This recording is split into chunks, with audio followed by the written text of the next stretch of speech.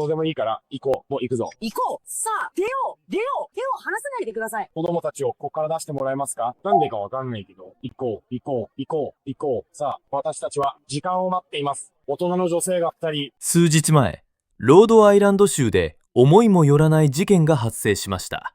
その中心人物は、州の補佐検事、デボン・フラニガン。司法制度の一角を担う人物が、公衆の面前で警察に取り押さえられるという前代未聞の出来事でした。事件は、彼女が友人と酒を楽しんでいた場所で始まります。周囲から見ても酩酊状態で、警察が現場に駆けつけると、フラニガンはすぐに自らの権威を盾に主導権を握ろうとしました。彼女が繰り返し口にした言葉は、プロトコル。市民が求めたら、あなたたちはカメラを消すのがプロトコルだ。私は AG よ。従わなければならない。しかし、その主張には一切の法的裏付けがなく、警察官たちは冷静に対処しようと試みます。それでもフラニガンは聞き入れず、何度もプロトコルを連呼し、周囲を圧倒しようとしました。当初は自分が場を仕切るという態度を見せていたフラニガン。しかし、友人が会話に割って入り、私が説明すると言い出すと、彼女の態度は一変します。それまで強気であった表情は一気に崩れ、体の動きもぎこちなくなりました。これは普段は権威の座にある人間が実際にはコントロールできない状況に直面した際に現れる典型的な反応です。ジェスチャーは大きくなるものの、言葉と動きは一致せず、完全に神経系統が乱れている様子が映像に残されていました。心理学者によれば、これは酩酊による思考と行動の乖離がもたらす典型的な兆候だといいます。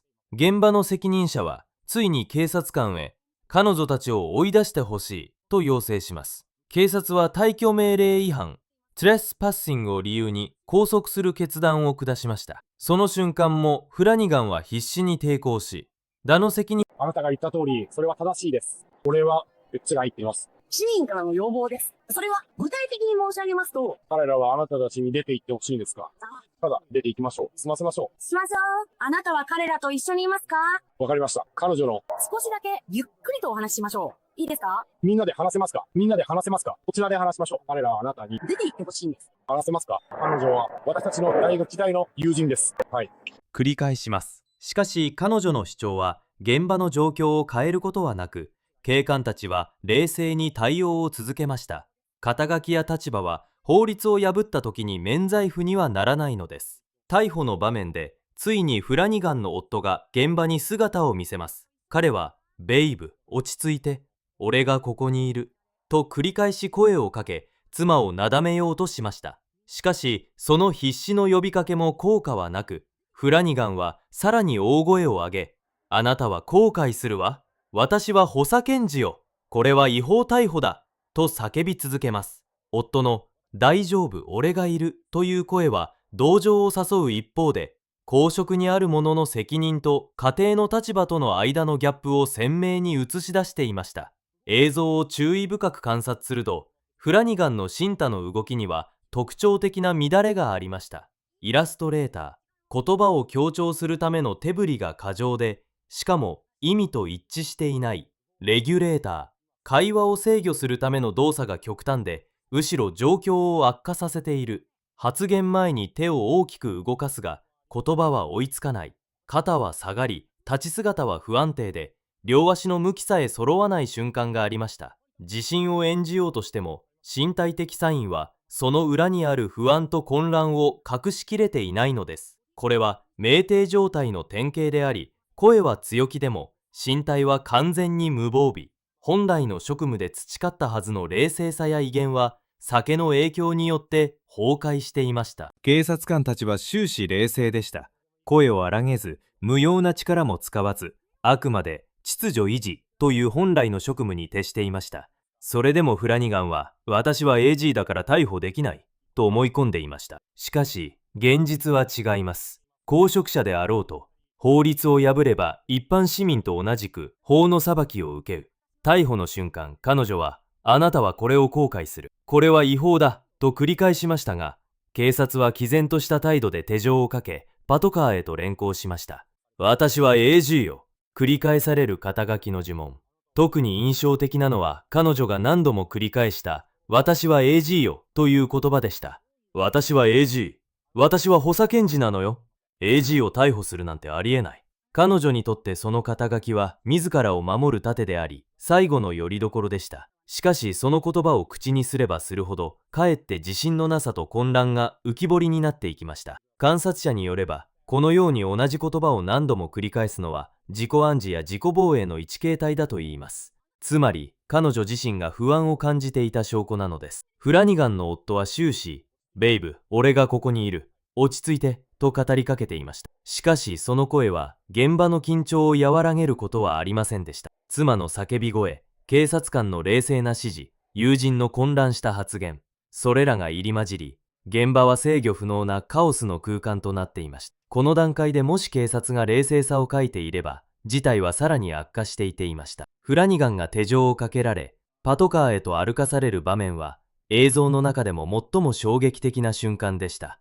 彼女は最後まで、私は AG よ、これは違法だと叫び続けましたが、その声は夜の空気に虚しく響くだけでした。周囲にいた人々は、静かに見守りながらスマートフォンを構え、記録を残しました。司法の代表者である人物が、まるで一般の遊客のように連行される姿は、見る者すべてに深い印象を与えたのです。事件の映像はすぐに拡散され、地元ニュースから全国のメディアへと広がりました。補佐検事、よって逮捕、権力の乱用か、法の執行者が法に従わず、そんな見出しが並び、世論の注目を集めました。人々が強調したのは、彼女の繰り返し口にした、私は AG という言葉。この発言は象徴的でした。なぜなら本来なら法を守る立場の者が自らの肩書きを使って法を逃れようとしたことを示していたからです。多くの市民が SNS でコメントを投稿しました。これがもし一般市民だったらもっと厳しく扱われていただろう。肩書きに関係なく法はすべての人に平等であるべきだ。警察官の冷静な対応に敬意を表する。といった声が相次ぎました。司法制度に携わる者の一挙手一投足は常に社会的評価に直結します。だからこそ職務外であっても公的立場の人間は責任ある行動を求められるのです。今回の事件から浮かび上がる教訓は明白です。肩書きや地位は法を免れる盾にはならない。公職者の行動は市民の信頼を左右する。冷静さを欠いた瞬間、築き上げたキャリアは一夜にして崩れる。フラニガンにとってこの逮捕は単なる主席での失態ではありません。それは法の前では全ての人間が平等であることを証明する象徴的な出来事となりました。夜の闇に消えていくサイレンの音。その背中を見送った人々はしばし言葉を失いました。私は AG よ、と叫び続けた彼女の声はもう誰の耳にも届きません。残ったのは権威に頼ることの虚しさと、法の前に立たされた人間の孤独な姿だけでした。そしてこの事件は司法に携わる者たち、さらには社会全体に問いかけを残しました。権力とは何か、責任とは何か、その答えはこれからの社会の在り方の中で探し続けられるでしょう。